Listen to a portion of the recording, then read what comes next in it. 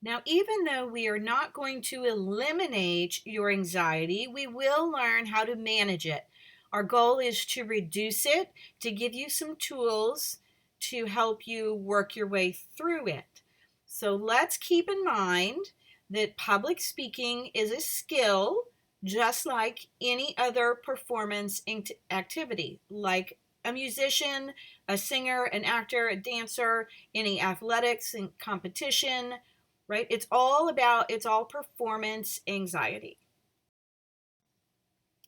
So, because public speaking is a skill, it is something that you learn and acquire and practice, and you get better over time, just like a musician or an athlete. So here's what skill building actually looks like. And a lot of you've set great goals for yourselves for this class, even beyond public speaking, listening better, learning how to talk to people. You're getting familiar with concepts, right? And that's the starting point right here, right? You're learning, you're getting knowledge, you're acquiring it, but then we want to apply that. Our application step is right over here with getting experience. We have to start practicing our tools and using our tools, and they don't always work. We pick and choose. That's what a competent communicator does. So we need to get the experience so that we become or achieve mastery or become great communicators. So here's the problem: we don't like giving speeches. So when you pass up the opportunity to get the experience, you can't get where you would like to be as far as your public speaking goals if you're not practicing it. And so that means you need to be giving as many presentations as you can so you can get more comfortable with it. But let's dive into the specific tools that you have at your disposal to manage, reduce your anxiety. The first step would be preparing. You have to prepare. Failing to plan is planning to fail. There's a lot of preparation, and I think most people underestimate the amount of work it takes to put together a good presentation. And while there is a lot of work, I've spaced it out over time so that we're working on little pieces at a time, which is a good thing. But if you are a procrastinator, that's not good because you start putting things off. That does not help with your anxiety. The reason why I space things out so that we can work on it little bits at a time is so that we are easing into it and developing knowledge and work and the information sinking into our brains.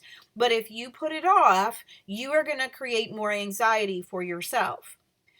I understand that some of you can procrastinate and do really well in lots of things, but not when it comes to a new skill that you're not proficient at. So do not procrastinate. I get that you can write a paper overnight, some of you, and you can cram all your math homework in a few hours. But this is a performance. A speech is a performance, and you are basically on stage. And so you cannot procrastinate on performance. It has to include the practice, the rehearsal. It is part of your assignment. So we need to start now and do everything as I have it scheduled so that you feel more confident and more prepared. There's a reason why I do everything. Work smarter, not harder. Some of you will skip reading the chapter, or you won't listen to the mini lectures, or you won't look at my PowerPoints, or you won't look at the student samples I provide you. Use your resources, use them as a reference. It will make your life easier. So work smarter, not harder. Systematic desensitization, that is basically facing your fears, right? Getting more accustomed to that experience. If you were afraid of flying in an airplane, in psychology, they may create a plan for you to walk onto a plane and then get off and then eventually fly. And because you're getting more experience with that, you become more desensitized to the anxiety over that issue. And a couple of tools that are used with systematic desensitization are deep breathing and muscle relaxation. There's several different variations for deep breathing. There's a square method. I like this 478. I do have a couple of items posted in your folder on nervousness, anxiety on deep breathing. But this basically is where you are inhaling through your nose for 4 counts. Important to inhale through your nose. Then hold your breath, if you can, for 7 seconds or 7 counts. And then slowly exhale for 8. And these aren't magic numbers because sometimes I can't hold my breath for 7 or I can't exhale for 8, but it's the intention here. Inhale through your nose, hold, slowly exhale, and you can feel your body relaxing and responding. With muscle relaxation, that's all about tensing and releasing your muscles. So if we were in the classroom, we would be doing both these things. But right now, you can do muscle relaxation. I'm going to assume you're sitting in a chair, so I want both feet on the floor, and I want you to grab onto either the arms of the chair or the desk or the table that you're sitting at. Try to grab onto something, and I want you to tense every muscle in your body and hold it from your toes to your calves to your quads to your butt to your gut. Now grab on really tight with your arms and then your face. I want you to tense up your face and hold it. You should be shaking. We could see it. Now release. You can feel the body relaxing. It's almost a way of letting some of that adrenaline escape through your deep breathing and your muscle relaxation.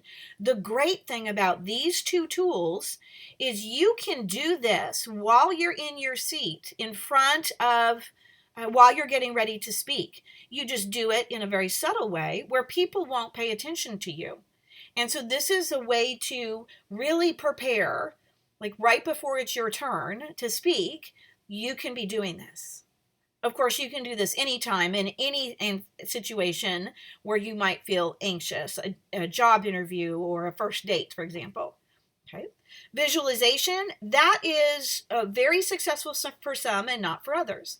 I know some of you probably watch some events in the Olympics, and some of them win by 1/100th of a second or 1/1000th of a second. I can't even process that time frame. It's so minuscule. I can't even comprehend that. But a lot of them will hire a visualization coach. All of your preparation, visualizing it going well, standing up, like if we were in the classroom, visualize standing up, walking to the front, getting your PowerPoint set up, visualize a successful presentation every step of the way. Again, it works great for some, not so much for others. This is how I taught myself when I was younger to do backflips off the diving board. I use visualization. Cognitive modification. You actually already know about this. We talked about this in the previous video. It's about modifying your thinking, right? So we talked about our thoughts are what trigger and lead to our emotions. So negative thoughts are going to make you feel more nervous, more fearful. I can't do this. I don't want to do this. I hate giving speeches. You're making it worse. Negative thinking feeds the anxiety and makes it worse. You are doing that. But you can't just get rid of the negative. You have to have positive thinking, positive self-talk. It's really important for you then to take each negative and counter it with a positive. Okay? Instead of, I can't do this, I can do this. I have the tools. I have my instructor. I have my resources. I have my classmates. They want me to succeed, right? I'm not telling you you have to like it, but you have to do it if you want to pass the class, right? And so from here on out, you need to commit to only positive thinking about giving speeches, however you want to reframe it. This is reframing as part of perception, okay? For those of you who are you have music, lyrics that are inspiring or motivational or positive, pull from that. Poetry, literature, if you have scriptures you like, something that you can cling to that's positive.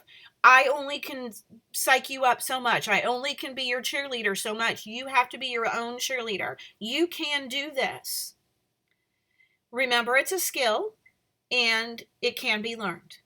It just takes time, and some things are easier to learn than others. And then practicing is crucial because it's a skill. You have to practice, practice, practice. And I think that you underestimate how much practice you really need to be successful. And we're going to go over all kinds of tips on rehearsing and practicing when we discuss delivery, which will be a few weeks down the road. But you would want to practice by yourself first and then practice in front of other people. I have a few more tips on confidence and relaxation on the following slides, so let me just briefly tell you what they are. You can pause and camp out on any of the slides for more time to read. I'm going to run through these really quickly.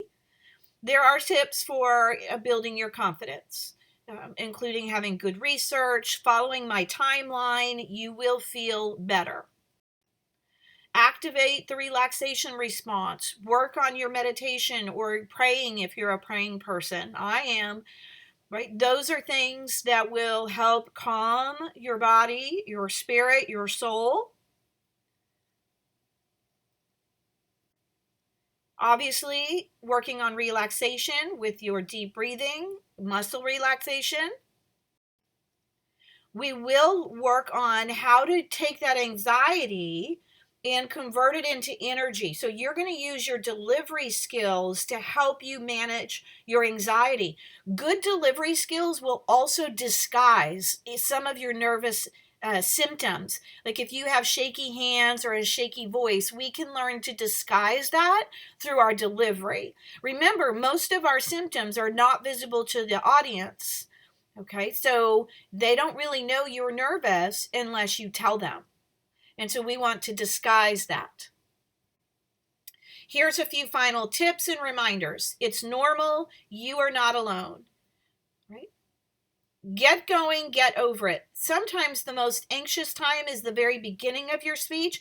And once you start focusing in on the fabulous things you're going to teach us, like who invented ice cream and what are some of the gourmet flavors and how to hot air balloon, then you start to relax. So the very first part is usually the most nerve-wracking. Keep in mind the audience is your friend. The audience wants you to do well. We want you to succeed. We want to hear a good speaker. So act confident even if you don't feel like it. You will fool us. We are not the enemy. We are not in hostile territory, right? We are all in this together. We're all friends. We want to be successful. So this is a safe place. Just do it. Very few people fail to make it through a speech. I've had nobody pass out. I've had nobody throw up. I have had people who have to leave the room and take a moment and come back, and it was due to lack of preparation. They did not follow my suggestions on how to prepare, so they got themselves into a pickle. I'm trying to help me help you, right? Tom Cruise's famous line from that movie that I'm drawing a blank on at the moment. You are going to feel more nervous than you look. As I said previously, most of those symptoms, nervous symptoms, your heart pounding, butterflies in the stomach, we don't see that. So we don't know that you're nervous unless you tell us. Okay, it's very rare for that to happen. You are going to be watching this video here, Amy Cuddy video. I have it posted in your folder for this week, or you can access it from the PowerPoint, either one.